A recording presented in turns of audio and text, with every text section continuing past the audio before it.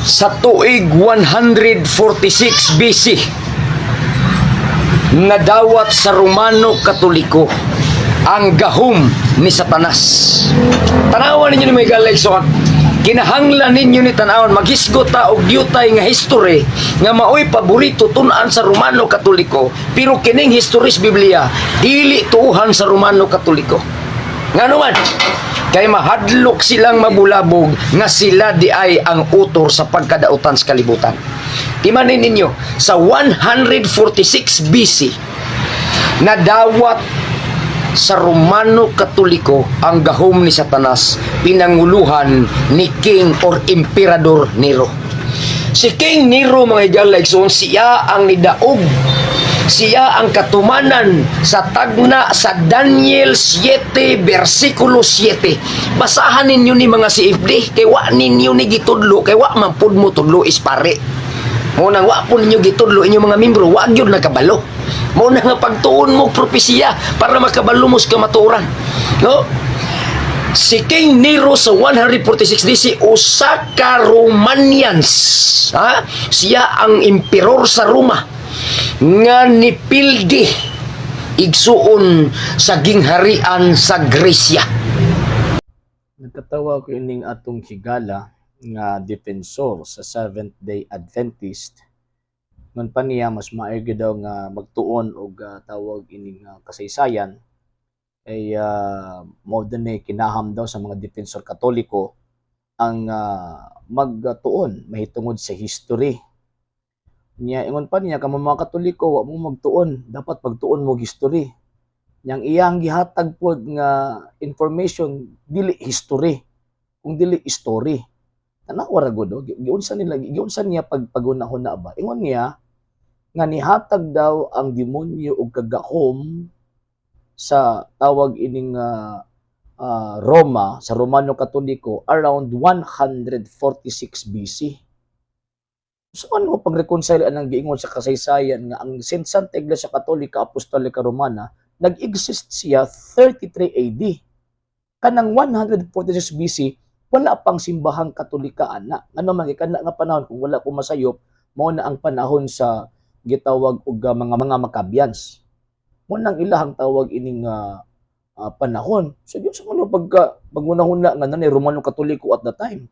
Ang Romano Katoliko ni exist siya sa diyang gitukod siya ni Kristo ni abtong tuig 33. Pagbasa ra gud og history. Ikaduha ingon pa niya gihatag daw ang kagahom sa yawa dito kang Emperor Nero mga around 146. Kinsa kana nga Nero na iyang gipasabot no?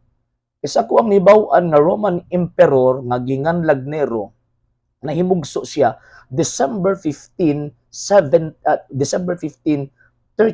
AD. Anak siya ni Emperor Claudius ug ni Empress Agrippina.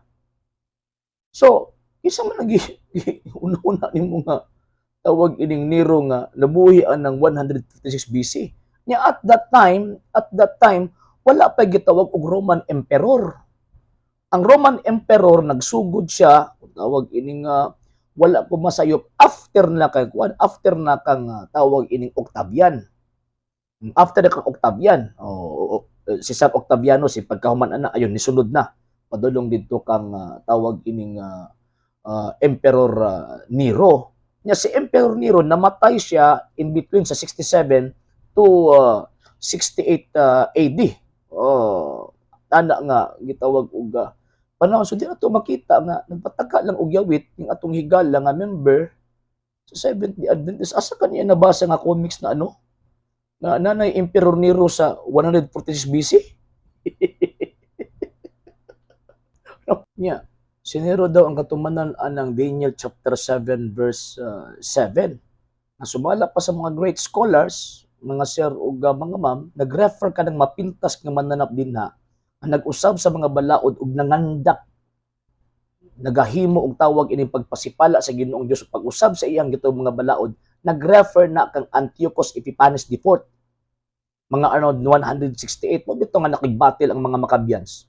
Ngano man kay giusab ni tawag ining Antiochus Epiphanes IV ang pagsimba sa mga Hudyo. Si bisan kinsa nga maabtan nga magsimba sa Ginoong Dios sa adlaw ipapahulay, labi nagtawag ini mga Hudyo death penalty. Gibawalan sila sa pagbasa sa gitawag og mga scriptures sa gitawag og mga Hudyo. Papay Romano Katoliko anang panahon na. Kinsa mang chismosuha ang nagtudlo ninyo ana nga refer na sa Romano Katoliko. Ingon-ingon pa mo nga mahadlok og tawag ining mabisto. Sa mga kahadlokan nga mabisto nga kabalo man ta sa kasaysayan, kabalo man ang mga Katoliko sa tinuod na giistorya sa kasaysayan, dili nang imo ang story. Ano ang waragun na 146 na si Nero. Napaman sa itlog si Papas Nero, ana. Nya mismo gani lolo ni Nero anong panahon na pa mahimugso. Pagkayabag.